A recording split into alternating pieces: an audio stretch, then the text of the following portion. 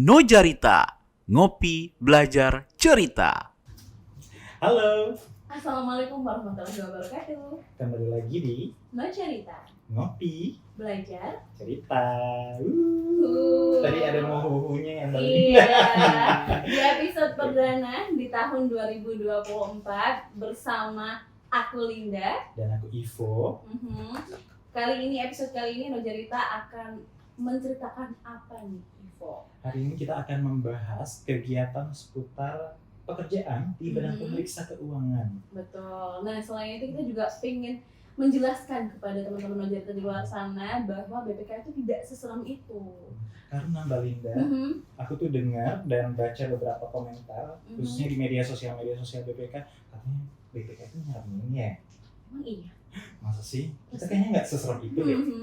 Kita kayak menarik sekali. Maka dari itu, Mbak Linda, kita hari ini mengundang beberapa narasumber, beberapa teman kita sebagai pekerja di badan pemeriksa keuangan. Ada mungkin bisa kenalan? Langsung aja ya, jadi langsung diperkenalkan dirinya. Dari Ada siapa sebelah aja sini. sih? Iya, boleh. Sebelumnya thank you Kak Ipo dan Kak Linda. Jadi perkenalkan teman-teman, aku Zahra dari Semarang. Selanjutnya Perkenalan, saya Gracia dari Medan, tapi logatnya udah nggak ada nih, udah hilang. Udah hilang ya. Udah Logan. jauh lama keluar dari Medan. Oke, selanjutnya aku Mira dari Bali, 100% Bali, nggak ada campurannya. Dari Bali. Dari Bali ya. Tapi udah nggak ada logat Bali. Oh ya. iya. Selanjutnya nih cowok paling ganteng nih kayaknya narasumber kita nih kok. Halo semuanya, nama aku Taat, aku dari Jawa Tengah, khususnya di Banjarnegara. Mungkin sedikit orang yang tahu Banjarnegara. Oh gitu ya. Iya, terpencil soalnya. Oke. Nih kok kita langsung aja, kita mau bahas apa sih kali ini? Untuk pertama nih kita mau bahas apa dulu? Yang ingin kita tanyain pertama kali ini adalah kegiatan seputar kerjaan masing-masing nih. Boleh. Tapi kok sebelumnya nih, di luar sana kemarin aku juga baca beberapa komentar ya. Oh iya. Ada yang mempertanyakan juga apakah untuk menjadi pegawai BPK itu harus dari jurusan akuntansi atau yang berhubungan dengan ya kayak hitung-hitungan uang gitu lah. Harus gak sih dari akuntansi? Mungkin kita bisa langsung tanya ke narasumber kita ya. Ini masing-masing dari jurusan apa? Dari Mbak Zahra. Oke. Ya, jadi mungkin maklum ya maksudnya teman-teman di sana banyak yang mengira kalau BPK itu seluruhnya pegawai BPK itu dari berlatar belakang akuntansi. Karena memang kan proses bisnis kita kan pemeriksaan atau auditing seperti itu. Tapi sebenarnya dalam realitanya enggak. Jadi saya sendiri itu dari ilmu komunikasi. Kemudian Saya sendiri dari ilmu hukum. Saya seperti yang dipikirkan orang-orang pada umumnya saat ini. Saya akuntansi. Akuntansi. Dan kalau aku sama kayak Kak Mira, aku dari akuntansi. Berarti beragam ya Mbak Beragam. jurusannya, nggak harus dari akuntansi aja nih teman-teman. Setahu aku juga pemeriksa itu ada juga yang ilmu bahasa. Iya betul. Bahasa Inggris toh. sastra. Sastra ya. Oke. Nah, nih kok ini kan semua narasumber sudah memberitahukan ya, menginformasikan apa aja sih jurusan mereka ya. Nah, selain ada pemeriksa nih, ada juga penunjang, jabatan penunjang gitu kok. Nah, mungkin bisa kita tanyakan langsung kali ya kegiatan-kegiatan apa aja, terus kemudian pemeriksaan itu ada pemeriksaan apa aja sih di BPK? Mungkin bisa. Langsung Kita aja kita mulai. tanya ya ke Kak Grace nih. Kira-kira di BPK itu ada pemeriksaan apa aja sih? Aku udah jelasin ya, kalau di BPK itu ada pemeriksaan itu dibagi 2 periode. Jadi di periode pertama itu ada pemeriksaan besar yang mungkin melibatkan banyak pihak, baik itu pemerintah kabupaten, kota, ataupun provinsi, yaitu pemeriksaan laporan keuangan pemerintah daerah. Kemudian dalam semester 2 itu biasanya ada tematik nasional atau yang sudah ditentukan oleh kantor pusat, itu biasa ada pemeriksaan kinerja ataupun ada pemeriksaan dengan tujuan tertentu. Biasa itu kalau untuk pemeriksaan dengan tujuan tertentu atau biasa kita singkat dengan PDTT itu ditentukan dari pusat juga ataupun kebutuhan perwakilan untuk pemerintah daerah ataupun kota ataupun provinsi. Nah, selain pemeriksaan itu ada lagi nggak sih kegiatan lain atau pemeriksaan lain gitu? Oke, ngelanjutin penjelasan Kak Grace tadi. Jadi selain yang disebutin 3 tadi ya, PDTT, kinerja dan laporan keuangan, ada juga kami itu melakukan pemeriksaan atas bantuan keuangan partai politik itu atau biasa disingkat Banparpol. Kemudian kita juga ada pemeriksaan tuntutan ganti kerugian negara atau biasa kita singkat TGR, dan juga kita selain pemeriksaan kita juga melakukan pemantauan atas tindak lanjut atas rekomendasi dari hasil pemeriksaan kita tadi itu gitu. Oh gitu. Banyak ya, gitu. Banyak ya. Banyak. Terus Mbak Zahra bisa dijelasin nggak berapa lama dua pemeriksaan besar tadi di semester 1 dan semester 2? Oke, jadi sebenarnya untuk setiap pemeriksaan, jadi katakan tadi yang pertama di periode pertama atau semester pertama itu kan ada pemeriksaan atas laporan keuangan pemerintah ya. Nah, dari dalam satu pemeriksaan tersebut itu dilakukan 2 pemeriksaan sebenarnya. Jadi pemeriksaan interim atau pemeriksaan pendahuluan, kemudian yang kedua itu pemeriksaan terinci. Jadi masing-masing pemeriksaan tadi biasanya durasinya sekitar sebulan. Jadi total keseluruhannya ada 60 hari mungkin ya, kurang lebih. Jadi lumayan lama Lama juga. banget ya sebetulnya. Iya. Tapi yang sebetulnya orang-orang ingin tahu juga nih teman-teman, sebetulnya selama 60 hari ya tadi Mbak Zahra ya, itu kegiatannya ngapain aja sih? Apakah cuma di kantor, ngetik-ngetik di laptop, atau ada apa aja sih kegiatan selama pemeriksaan itu? Pemeriksaannya. Kalau kemarin sih pengalaman saya itu mungkin karena kita pemeriksaannya sangat terlalu lama gitu kan. Jadi kita juga sebagai manusia butuh yang namanya, kalau misalnya kita melewati tempat wisata itu kita bakalan menyisihkan waktu kita sejam atau 2 jam untuk menikmati wisata tersebut. Itu biasanya dilakukan di weekend karena kan kita sebagai pemeriksa juga tidak boleh menuntut banyak kepada pemerintah daerah, kabupaten atau kota untuk menggunakan waktu mereka di hari libur gitu. Oke. Jadi kurang lebih pemeriksaan itu kayak gimana tuh? Apakah cuma kerja di kantor aja? Tidak hanya kerja di kantor, bahkan kita ada melakukan pengecekan fisik biasanya. Oke, ada cek Nah, fisik ada. ya. Itu biasanya kita kerjasama sama PUPR juga ada.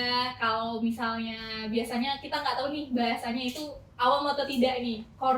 Cek kordril. Oke. Iya, itu ataupun pengecekan aspal. Itu biasanya kita panas-panasan di tengah teriknya matahari, kita melakukan pengecekan aspal tersebut bersama dengan tim-tim dari pemerintah daerah. Oke, mungkin teman-teman Rojarita yang nggak tahu apa itu core drill itu tadi, ini bisa buka di Google-nya masing-masing ya. Mungkin di atas Terus Atau kasih tahu editor. Tolong ya, Betul, editor ya. ya, mungkin editor nih bisa nambahin apa itu core drill gitu ya Pak ya. Nah, oke, selain kegiatan yang dilaksanakan oleh pemeriksa nih Pak, kita juga pengen tahu nih kira-kira kegiatan apa aja yang dilaksanakan oleh penunjang ya, pegawai dengan jabatan penunjang yang ada di BPK. Mungkin langsung aja Mas Taat nih bisa menjelaskan. Oke, ya seperti ini ya, seperti jabatannya ya, penunjang ya. Jadi kita tuh bertugas untuk menunjang seluruh kegiatan yang ada di kantor ini. Oke, Ya. Bro. Tapi sebelum menjelaskan tugasku itu gimana aja, aku pengen jelasin dulu nih. Kan di penunjang tuh terbagi jadi beberapa subbagian nih Kak. Jadi terdapat 5 subbagian. Yang pertama itu ada subbagian umum, hukum, keuangan, terus ada SDM, dan yang terakhir ada HTU atau Humas dan Tata Usaha. Dan kebetulan aku tuh ditempatkan di Humas nih Kak. Jadi di Humas sendiri aku melaksanakan 3 tugas utama. Yang pertama itu jadi staf Humas, dan yang kedua itu jadi staf Kalan atau kepala perwakilan, dan yang ketiga itu jadi keprotokoleran. Jadi dari masing-masing tugas tersebut ya, staf Humas aku bertugas buat mendukung segala core bisnis dari Humas itu sendiri. Mungkin kayak dalam bidang publikasi atau mungkin dalam bidang clipping dan lain sebagainya, itu aku ikut membantu di situ. Kemudian ada staf Kalan. Staf Kalan di sini aku tugasnya itu kayak mensortir dokumen-dokumen apa saja yang bakal masuk ke Kalan. Mungkin kakak-kakak sekalian yang membutuhkan tanda tangan Kalan tuh. Nah, jadi aku yang menjadi perantara antara mereka dan kepala perwakilan gitu. Dan juga yang terakhir itu tugas keprotokoleran. Jadi pasti kan ada, kalau misalnya pimpinan-pimpinan itu kan ada kunjungan-kunjungan ke, mungkin ada ke daerah atau mungkin ke instansi lain. Nah, aku tuh bertugas buat mendampingi beliau dan menyiapkan seluruh kayak kebutuhannya beliau lah, sehingga Ya, ujian beliau berjalan dengan lancar seperti itu. Sebagai asisten pribadi. Iya, Aspri ya. Seru juga nih, nggak cuma administrasi di kantor, tapi tetap ada jalan-jalan. Iya, tetap ada jalan-jalan. Dan nggak simpel ya, nggak cuma ngetik-ngetik atau gimana gitu, ternyata sangat rumit banget ya Iya. kerjanya. Oke, Po. Mau tanya apa lagi nih, Po? Ya, terus kita pengen tanya lagi nih, tentunya yang juga sudah banyak ditanyakan oleh beberapa pemirsa ya. Pemirsa Nojarita ya. Pemirsa Nojarita. Nah, dari pengalaman-pengalaman tadi sama kalian kegiatan pemeriksaan di... Nah, kita kan belum tahu nih kalian kegiatan pemeriksaannya di mana aja. Terus gimana sih pengalaman kalian selama kegiatan pemeriksaan itu? Po, bentar dulu nih. Kayaknya teman-teman kita udah aus nih. Oh. Karena di tengah episode Tawa aja di dalam. belum ada air ya. Mungkin kita bisa panggilin siapa nih? Justin. Justin. Mereka lebih tahu. Penonton setia soalnya. Penonton Oke. Saya tadi setia. di briefing kan. Nojarita. Justin, airnya mana? Kopinya. Masya Allah. Terima kasih. Makasih ya. Kopi segala. Digeser lagi Justin. Ini air. Oke. Ini kita kasih tahu aja nih caranya untuk minum ya. Oke. Gimana Pertama, caranya? kalau bisa logonya begini dulu. Biar ada sponsor. Sayang sekali belum dapat sponsor ya. Oke. Makasih Justin. Oke, terima kasih. Thank you. Oke, mungkin yang haus bisa diminum ya. Minum dulu kali ya. Oke, kita minum dulu kali ya. Logonya pada di depan.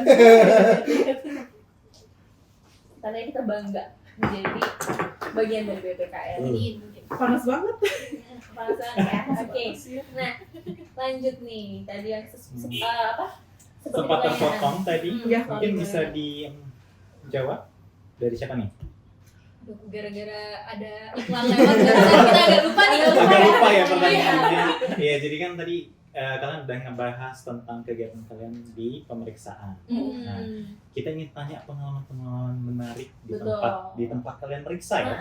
Apa sih yang bikin happy kalian ada di menjadi pemeriksa ini, terus sedihnya apa, atau mungkin agak sulit atau gimana, itu bisa dituangkan ya biar para pemirsa Nojarita tuh lebih tahu, lebih paham. Jadi mungkin kalau mulai dari aku ya mungkin ya. Boleh. Pemeriksaan pertama dan mungkin pemeriksaan yang paling berkesan itu ketika saya pemeriksaan keuangan di Banggai Laut atau Wow. Balut. Ini Bang Jadi- Laut katanya ini ya harus tiga Transportasi. transportasi Iya, ya. 3 moda itu Tiga 3 moda. moda transportasi mulai dari darat, Mm-mm. laut dan apa namanya udara. Udara. Udah terjabar di semua. Pantar ya. Udah komplit dan mungkin di sana yang salah satu atraksinya itu alamnya ya dan lautnya.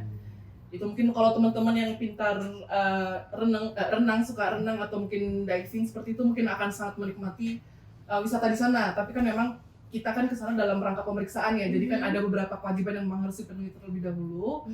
Dan setelah itu selesai baru kita bisa melakukan tadi itu diving terus menikmati keindahan alam yang ada di sana. Cantik banget. Oh, nggak sabar tuh Mbak Linda ke Banggai Laut. Kamu Banggai Laut? Nggak sabar. Banggai Laut. Nah, selain Amin. Sandra nih, Uh-huh. sebetulnya pemeriksaan terjauh kalian mungkin dari Mira kali ya. Betul, Gimana betul. sih? Di mana? Pemeriksaan terjauh aku itu di semester 2 kemarin ya. Hmm. Itu posisi kabupatennya sih lebih deket sama Provinsi Gorontalo dibanding sama ibu Jauh kota Sulawesi Tengah. Mungkin bisa Wow. ditebak. Pojok ya berarti. Dijual nggak sih? Betul sekali. Oke. Nah, jadi kemarin aku dapat pemeriksaan itu di Buol. Itu untuk perjalanannya ya. Berkesannya itu karena perjalanannya itu nggak mudah. Dari perjalanan aja udah nggak mudah gitu. Itu karena dari misalnya kalau misalnya di Kebuol itu dari Palu, karena di sana itu bandaranya udah nggak ada flight lagi gitu, tutup lah dibilang bandara di Buol. Jadi kalau misalnya lewat jalur udara pun kami tuh harus ada hari-hari tertentu aja yang pesawat itu, tapi itu ke Toli-Toli bukan ke Buol langsung. Karena udah dulu tuh diceritain sebelumnya itu udah pernah ada flight, cuman mungkin karena kurang ramai atau gimana jadi bandaranya tutup. Ini bandara buangnya ya? Iya, yang tutup bandara ya? buangnya. Jadi kita harus flight ke Toli-Toli dulu. Nah, flight ke Toli-Toli itu kira-kira sekitar 1 jam ya. Itu pakai pesawat ATR. Pesawat ATR tuh pesawat baling-baling. Jadi pesawat kecil gitu. Penumpangnya pun terbatas. Flightnya itu kalau misalnya ke Toli-Toli itu cuma ada Senin sampai Jumat. Tapi yang info terbaru yang aku dapat itu kemarin cuma sisa yang hari Senin. Hari Jumat udah nggak ada flight lagi sekarang gitu. Nah, nggak sampai sana aja, itu 1 jam naik pesawat itu dari Toli-Toli ke Toli-Toli. Dari Toli-Toli ke Bolnya lagi itu via darat. Berapa lama tuh? Nah, kalau dari Toli-Toli ke Bol itu sendiri sekitar 4 sampai 5 jam. Itu udah termasuk rest ya, maksudnya udah istirahat. Cuman tapi ada waktunya kan pemeriksaan, kita nggak bisa atur waktu dan kita ada deadline yang harus kita kejar. Jadi kalau misalnya pas nggak ada pesawat di hari surat tugas kita, ya mau nggak mau kan, mau surat tugas udah jalan, kita mau lewat darat harus mau nggak mau kan. Nah itu kalau lewat darat kita akan melewati jalan berkelok-kelok yang pokoknya lembah, gunung, naik turun gunung lah ya. Ya tahu sendiri kan Sulawesi masih banyak gunungnya kan gitu. Itu kita ngabisin kalau untuk sampai Bul ya. Sampai Bul itu sekitar 15 sampai 17 jam. Itu pun terkadang ada bukan tutup jalan kan, karena di Sulawesi masih banyak ada perbaikan jalan atau bangun jalan baru kayak gitu. Oke, mungkin sebentar yang ada selingan dulu. Ya, karena kita Sini dikat aja. editor tolong dikat ya. Oke, kembali lagi setelah selingan barusan. Nah tadi mungkin kita udah dengar dari Mira. Kalau dari Mbak Gracia, gimana nih pengalaman kemarin? Terakhir pemeriksaan di mana nih? Terakhir itu pemeriksaan di kota, tapi sempat sebelum itu saya juga pemeriksaannya ada di Morowali Utara. Lagi memikirkan sih, karena saya pikirkan itu singkatannya Morut. Biasa kita biasa kita sebut Morut ya. Kemudian kalau misalnya Mira kemarin mungkin ke desa-desa ya. Terus kalau Mbak Zahra itu membahas tentang betapa serunya perjalanannya. Mungkin ada juga kadang yang kita sedihnya gitu. Bukan terlalu sedih sih, tapi kan karena kita tuh tidak bisa mengatur yang namanya cuaca, kondisi cuaca gitu. Jadi ketika kita pemeriksaan itu bisa aja ternyata kita mengalami yang namanya panasnya cuaca, teriknya cuaca, sampai yang kita bener-bener hampir pingsan karena saking panasnya, mungkin bisa gitu. Terus habis itu ataupun badai. Jadi itu kebetulan di Morowali Utara itu pernah ada hujan deras. Itu ketika hujan deras itu hampir seperti badai, karena kebetulan di depan penginapan itu laut ya, langsung laut, dan itu daerah nikel juga, dan hujan derasnya itu buat agak-agak takut juga dalam pemeriksaan, petir segala macam, dan mungkin bisa menghambat ketika itu terjadi di siang hari kita akan melakukan pengecekan fisik. Jadi itu kita harus mengundurkan waktu pengecekan fisik kita. Oke. Jadi kalau yang aku takut nih Mbak Linda, mungkin teman-teman di pemeriksaan bukan galak-galak, Tapi mungkin kecapean. nah mungkin yang menganggap galak itu mungkin pas di jalan gitu kan, ngelihatnya kayak pas waktu cek fisik nih sambil cemberut aja, sambil mikir gitu, apa yang Pulang panas gimana? terus nanti kepanasan, bisa makan gak ya siang, Iya, itulah ya yang sebetulnya dipikirkan nih. makan di mana, karena kan pemeriksaannya nggak hanya di ibu kotanya aja kan, nggak hanya di pusat-pusat yang ramai aja kan, tapi harus ke ya bisa naik-naik loh Pok kalau ngecek spam. Gimana tuh? Mbak? Iya, Soalnya jadi ada- teman-teman yang nggak tahu spam ya bisa diketik ya di Google. Nggak tahu apa gitu kan, atau editor bisa. Lagi-lagi editor bekerja lebih keras. Nah, jadi bisa sampai naik-naik. Nah, yang pernah sampai naik-naik gunung tuh Mbak Mira. Oh, gimana Coba tuh dijelasin Mbak Mira. ceritanya? Itu sebenarnya aku nggak nyampe sumber spam yang paling atas ya. Cuman kemarin itu karena aku ngecek perdesaan, kebetulan itu kan ada kayak kita memeriksa kinerjanya. Nah kinerjanya salah satunya ada pembangunan spam ya untuk masyarakat. Nah spam itu seperti sumber air seperti itu. Jadi sumber air tentu aja kan nggak mungkin sumber air itu di bawah, tentu saja di atas sumber air ya kan. Nah untuk mencari sumber air itu tentu saja tidak ada jalan. Maksudnya jalannya ada, cuman kayak semacam timbunan tanah. Jadi naiknya itu benar-benar harus pakai mobil besar. Kalau mobil kecil udah pasti nggak mampu sih. Jadi itu mobil besar itu untungnya bisa jalur mobil. Ada beberapa sumber yang emang nggak bisa jalur mobil yang kayak cuma bisa motor atau Jalan, cuma jalan kayak gitu. Kemarin saya nggak sampai ngecek ke sumbernya sih, cuman kayak di tengah-tengah yang ada pos penjaganya seperti itu. Sampai ke hutan ya. Melewati gunung Iya. Menjatuh itu. Itu kalau kita nggak pemeriksaan, kita nggak bakal tahu kalau di sana tuh ada sumber kehidupan kayak gitu. Oh, gitu ya, kayak gitu ya. Iya, jadi itu salah satu pengalaman yang kita dapat karena kita pemeriksaan. Oh, oke. Seru banget, Seru benar-benar banget ya. benar. Nah, kita break dulu sekali lagi ya biar di-cut nanti ya. Karena kita mau ngopi yang beneran. Oke. Oh ya, iklan. Ini Tara, memang kita Tara. berubah. Tiba-tiba berubah. Ini dari Maiko Maiko Space. Space. Letaknya ada di mana sih Mbak Linda? Ada di dalam kantor BPK. Di Jalan Muhammad Yamin nomor 84. Betul. Sulawesi Tengah. Ais. Palu. Sulawesi Ya. Jangan lupa. Yang lain Oh ya. iya betul. Bukan di Tiba-tiba Sulawesi ada di Tengah. kota mana gitu ya. Microspace panjangannya apa sih Kak? Muhammad Yamin Coworking Space. Itu sudah Mbak Linda. Sudah dijelaskan Sudah ya. dijelaskan. Apa itu? Aku mau nyeruput dulu nih, Bu. boleh deh. Kayaknya enak ya. Ini Kak, kalau teman-teman di luar mau ke kafe ini bisa nggak sih atau cuma orang BPK? Bisa banget. Bisa ya? Bisa Harusnya banget. ya. Sangat-sangat Berarti bisa. terbuka buat umum berarti Iya, ya ini kayak. terbuka umum. Oke. Minum dulu kali ya. Ayo. Udah haus dari tadi guys. Ini manuvernya banyak ini ya, gini ya. Enak banget.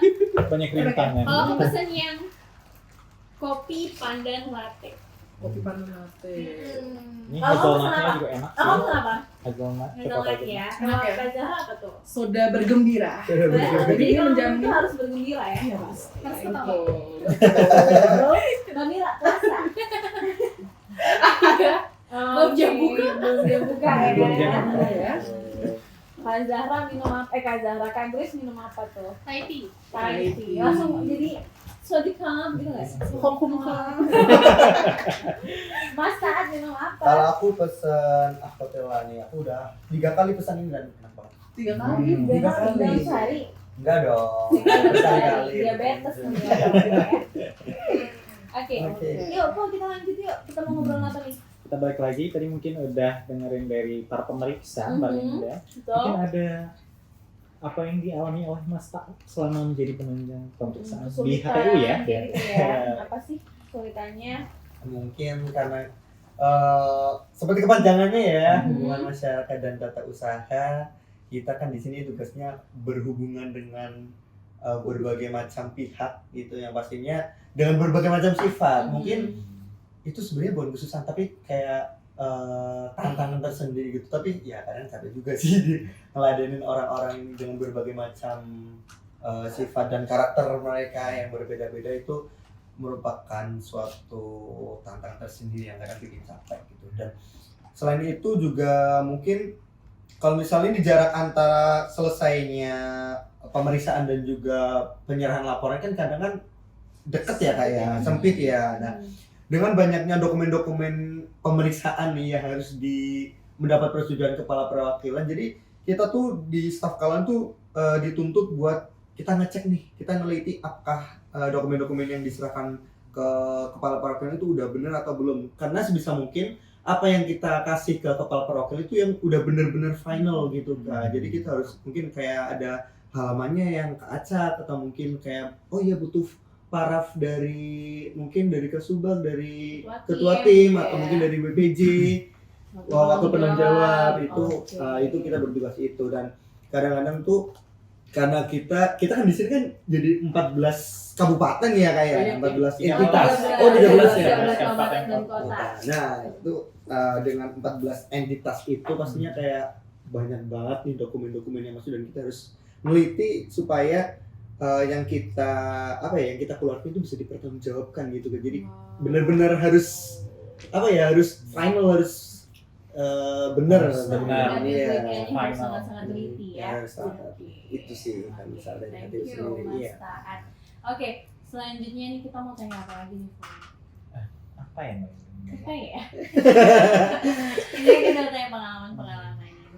Mungkin ini ya, karena udah semuanya, hampir semuanya, apa itu istilahnya sisi positif dari kegiatan memeriksa, terus mungkin sisi lelahnya para pemeriksa, mungkin ada kesan-pesan kah untuk misalnya ada nih yang mau teman aku yang menjadi pemeriksa, apa sih pesan-pesan buat mereka yang ingin menjadi pemeriksa mungkin? Terus ini juga apa sih pesan-pesan ya yang mau disampaikan ke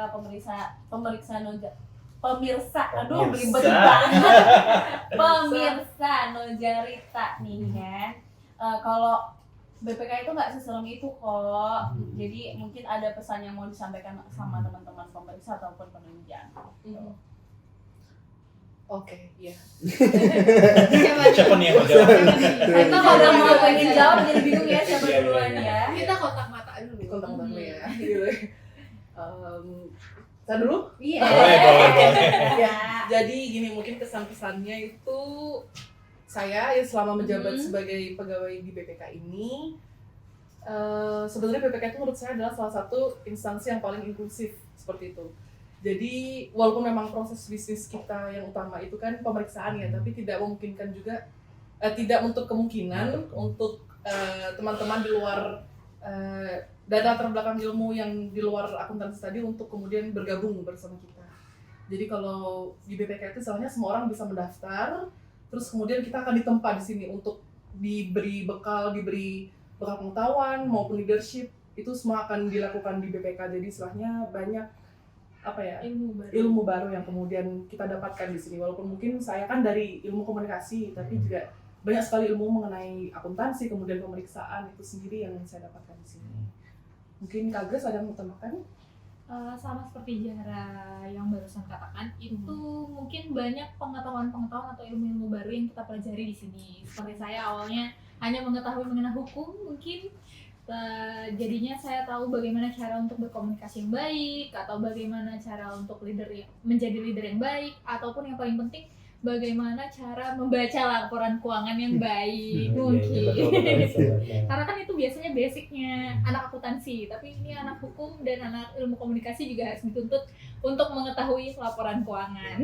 Ya mungkin sebelumnya belum pernah ya Belum melihat pernah sama secara sekali. langsung. Nah, mungkin dari anak akuntansinya sendiri nih. Bentar ya, ada yang menghalangi.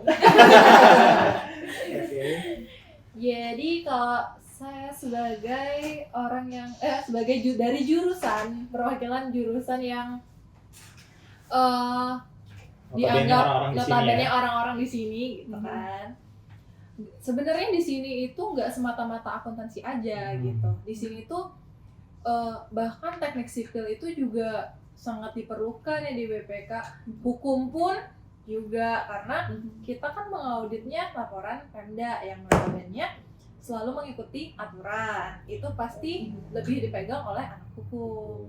Ilmu komunikasi juga penting, dan tema pemeriksaan kita kan bukan cuma laporan keuangan seperti yang kita bilang tadi, ada kinerja, ada pemeriksaan dengan tujuan tertentu yang memang notabene nggak semuanya tentang laporan keuangan, hanya sekedar tentang angka, akuntansi. Kita juga memeriksa kinerja. Kinerja itu bisa tentang perdesaan, entah itu stunting, itu kan ada berbagai macam ilmu yang diperlukan seperti itulah. Jadi kalau misalnya mau masuk BPK itu nggak perlu takut yang berpikir kayak ini akuntansi, ini harus angka, ini harus ngerti laporan keuangan kayak gitu. Karena kita seperti yang dibilang Kak Zara tadi, kita dikasih diklat, dikasih pembekalan untuk meriksa gimana, diajarin juga kok akuntansi dasar tentang laporan keuangan. Pokoknya pembekalan itu ada gitu sebelum kita terjun ke lapangan, jadi nggak usah takut gitu. Mungkin aku mau tambahkan sedikit ya. Mungkin tadi selain ada diklat dan juga pembekalan, senior di BPK itu sangat-sangat suportif sama kita mungkin ya. Mungkin ada yang lebih senior itu sangat, ketika kita memang membutuhkan petunjuk atau bantuan seperti itu, pasti mereka akan sangat membantu dan cekatan gitulah dalam hal tersebut. Jadi nggak perlu dijawab ya, Zah. pasti dijawab ya. Nggak perlu takut kayak kehilangan arah gitu. Semuanya dibimbing ya. Dibimbing. Poin kita di sini kerja tim. Kerja tim, Ya, betul. Support Itu satu yang sama lain. Saling membantu ya. saling membantu. Kalau dari Mas Taat mungkin Kalau misal dari aku sendiri sih mungkin kalau misal mungkin teman-teman semua nih yang pengen tahu lebih dekat mengenai BPK ini, mungkin bisa kontak juga hotline kami, hotline BPK itu ada nomornya, tolong editor ya.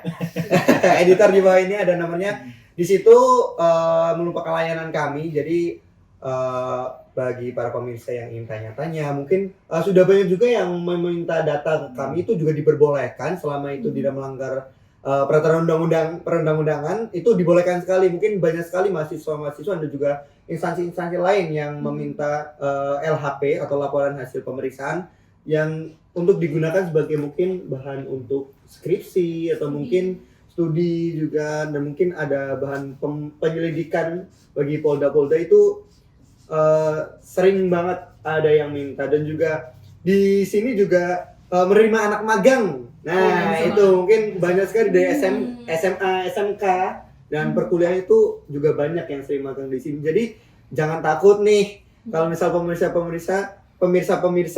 ingin tanya-tanya mengenai gimana sih BPK sebenarnya, BPK itu lingkungannya gimana, mungkin bisa seperti apa gitu. Mungkin bisa tanya ke hotline atau mungkin bisa berkunjung juga bisa.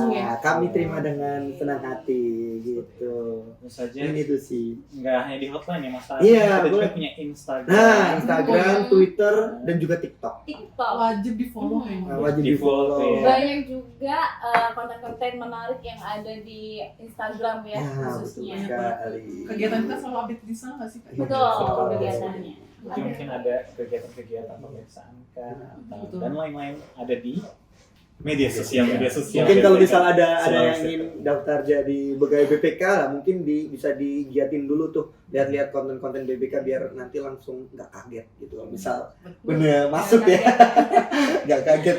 Iya, udah bisa langsung beradaptasi ya. Iya, bisa. Oke. Oke. Kayaknya informasi yang diberikan oleh para narasumber ini udah sangat banyak banget ya, dan udah sangat Sangat informatif. padat. Betul, padat, singkat, dan jelas. Oke. Tapi sayang sekali Mbak Linda karena waktu sudah menunjukkan waktu closing. Iya, Yang di belakang sana udah mulai ya, udah mulai begini ya. Padahal masih banyak banget yang pengen kita tahu ya, tapi ya apa dikata waktunya harus selesai. Jadi kayaknya kita langsung tutup aja. Tapi tenang Mbak Linda, karena kita masih ada episode selanjutnya. Iya, dinantikan ya pemirsa Nur Jarita. Jangan bosan-bosan buat ketemu sama Iko dan Linda. Linda. Buat teman-teman yang penasaran narasumber kita siapa aja, nanti kita bakal kasih Instagramnya di bawah Iya, sini. ini tolong editor ya, sekali lagi editor. Tolong. Di bawah, di atas. Agak capek ya editornya. Nggak apa-apa. Oke, sampai jumpa di episode Nur Jarita selanjutnya. Salam Nur Jarita. Ngopi, Belajar. cerita. Bye-bye. Dadah. Bye.